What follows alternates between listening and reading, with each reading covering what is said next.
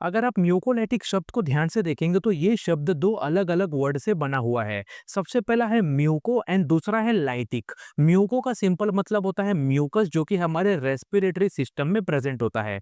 Lytic का simple मतलब होता है लाइसिस। जब किसी चीज का ब्रेकडाउन हो जाता है या जब कोई चीज टूट जाता है तो उसी को हम लाइसिस या फिर लाइटिक बोलते हैं।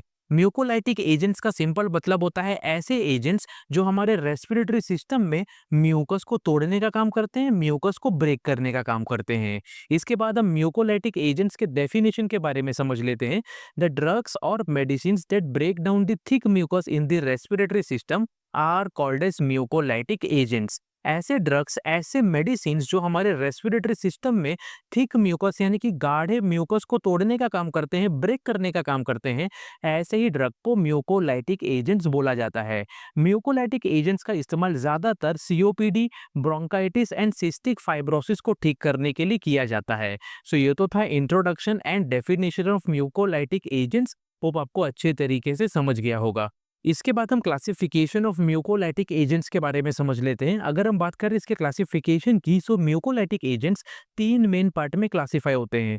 सबसे पहला है थायोल बेस्ड म्यूकोलाइटिक्स, दूसरा है एंजाइमेटिक म्यूकोलाइटिक्स एंड तीसरा है सर्फेक्टेंट म्यूकोलाइटिक्स। अगर हम बात करें थायोल बेस्ड म्यूकोलाइटिक्स की, तो इसके एग्जांपल है एसिटाइल सिस्टीन एंड कार्बोसिस्टीन। अगर हम बात करें एंजाइमेटिक म्यूकोलाइटिक्स की, तो इसके एग्जांपल है डोर्नेस अल्फा एंड लास्ट है सर्फेक्टेंट म्यूकोलाइटिक्स और इसके एग्जांपल है ब्रोमहेक्सिन एंड एम्ब्रोक्सोल। सो ये तो था classification of mucolytic agents. Hope आपको अच्छे तरीके से समझ गया होगा। नेक्स्ट हम pharmacological actions of mucolytic agents के बारे में समझ लेते हैं, यानी कि म्यूकोलाइटिक एजेंट्स हमारे बॉडी के अंदर किस तरीके से अपना एक्शन दिखाते हैं, इसके बारे में समझ लेते हैं। सबसे पहला है thiol based mucolytics. Mucus contain a network of glycoprotein stabilize by disulphide bonds. Thiol based mucolytics like acetylcysteine break these disulfide bonds, which lead to reduction in the mucus viscosity, making it thinner and easier to expel through coughing.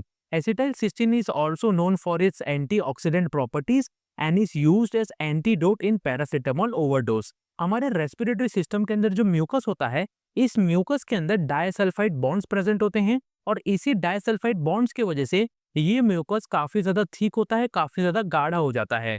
Thiol based mucolytic agent जैसे कि acetylcysteine इसी disulphide bonds को तोड़ने का काम करते हैं, break करने का काम करते हैं और टूटने की वजह से हमारे बॉडी के अंदर यानी कि हमारे रेस्पिरेटरी सिस्टम के अंदर जो म्यूकस है, उस म्यूकस का थिकनेस काफी ज्यादा कम हो जाता है एंड म्यूकस पतला हो जाता है और पतला होने की वजह से ये म्यूकस हमारे रेस्पिरेटरी सिस्टम के अंदर से काफी आसान तरीके से बाहर निकलना चालू हो जाता है।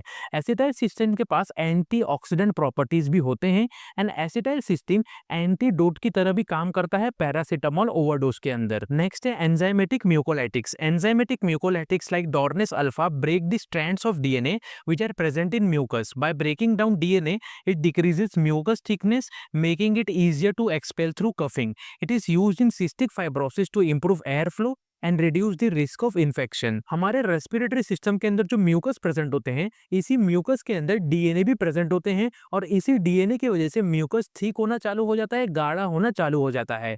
एंजाइमेटिक म्यूकोलाइटिक जैसे कि डोर्निस अल्फा इसी डीएनए को तोड़ने का काम करते हैं, ब्रेक करने का काम करते हैं और डीएनए के टूटने की वजह से इस म्यूकस का जो थिकनेस है वो धीरे धीरे डिक्रीज होना चालू हो जाता है और जैसे ही थिकनेस डिक्रीज होगा वैसे ही ये म्यूकस हमारे रेस्पिरेटरी सिस्टम से आसान तरीके से बाहर निकलना चालू हो जाता है। एंजाइमेटिक म्यूकोलाइटिक्स का इस्तेमाल ज्यादातर सिस्टिक फाइब्रोसिस डिजीज को ठीक करने के लिए किया जाता है और इसका इस्तेमाल इन्फेक्शन के रिस्क को रिड्यूस करने के लिए भी किया जाता है। नेक्स्ट है surfactant mucolytics. Drugs like bromhexine and ambroxol increases watery mucus secretion which is thin in nature. This watery mucus makes thick mucus thinner and easier to cough out. These drugs are useful in COPD, chronic bronchitis and pneumonia. Surfactant mucolytic जैसे कि bromhexine and ambroxol हमारे respiratory system के अंदर watery mucus secretion को increase करने का काम करते हैं, जो कि काफी ज्यादा पतला होता है।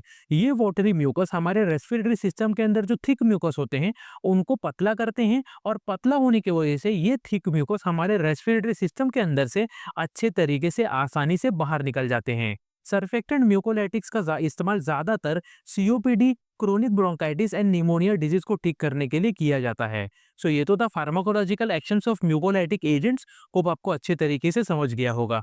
नेक्स्ट हम डोजेस ऑफ म्यूकोलाइटिक एजेंट्स के बारे में समझ लेते हैं, यानी कि म्यूकोलाइटिक एजेंट्स का नॉर्मल डोज कितना होता है एंड डॉक्टर्स इसको कितने अमाउंट में प्रिस्क्राइब करते हैं, इसके बारे में समझ लेते हैं। सबसे पहला है एसिटाइलसिस्टिन। एसिटाइलसिस्टिन का नॉर्मल डोज है 600 मिलीग्राम, जिसको ओरल रूट या फिर इनहेलेशन रूट के जरिए डेली दिन में 1 या 2 बार लिया जाता है। इसके बाद है कार्बोसिस्टिन। कार्बोसिस्टिन का नॉर्मल डोज है 750 मिलीग्राम, जिसको ओरल रूट के जरिए डेली दिन में 2 बार लिया जाता है। इसके बाद है डोर्नेस अल्फा। डोर्नेस अल्फा का नॉर्मल डोज है 2.5 मिलीग्राम और इसको इनहेलेशन रूट के जरिए डेली दिन में 1 बार लिया जाता है। इसके बाद है ब्रोमहेक्सिन। ब्रोमहेक्सिन का नॉर्मल डोज है 8 मिलीग्राम और इसको डेली दिन में 3 बार ओरल रूट के जरिए लिया जाता है। लास्ट है एम्ब्रोक्सोल। एम्ब्रोक्सोल का नॉर्मल डोज है 30 मिलीग्राम, जिसको डेली दिन में 3 बार ओरल रूट के जरिए लिया जाता है। सो ये तो था doses of mucolytic agents. Hope आपको अच्छे तरीके से समझ गया होगा। नेक्स्ट हम इंडिकेशंस ऑफ म्यूकोलाइटिक एजेंट्स के बारे में समझ लेते हैं, यानी कि म्यूकोलाइटिक एजेंट्स का यूजेस क्या क्या है एंड कौन कौन से डिजीज एंड कंडीशन को ठीक करने के लिए इसका इस्तेमाल किया जाता है, इसके बारे में समझ लेते हैं। Acetylcysteine is used in the treatment of COPD and chronic bronchitis. Acetylcysteine का इस्तेमाल COPD as well as chronic bronchitis disease को ठीक करने के लिए किया जाता है। Carbocisteine is used in the treatment of bronchiectasis and chronic respiratory disease. Carbocisteine का इस्तेमाल bronchiectasis and chronic respiratory disease को ठीक करने के लिए किया जाता है। Dornase alfa is used in the treatment of cystic fibrosis. Cystic fibrosis disease को ठीक करने के लिए डोर्नेस अल्फा का इस्तेमाल किया जाता है। Bromhexine is used in the treatment of respiratory infections with excessive mucus production. ऐसे रेस्पिरेटरी इन्फेक्शंस जिनके अंदर म्यूकस का प्रोडक्शन काफी ज्यादा होता है, इन डिजीज को ठीक करने के लिए ब्रोमहेक्सिन का इस्तेमाल किया जाता है।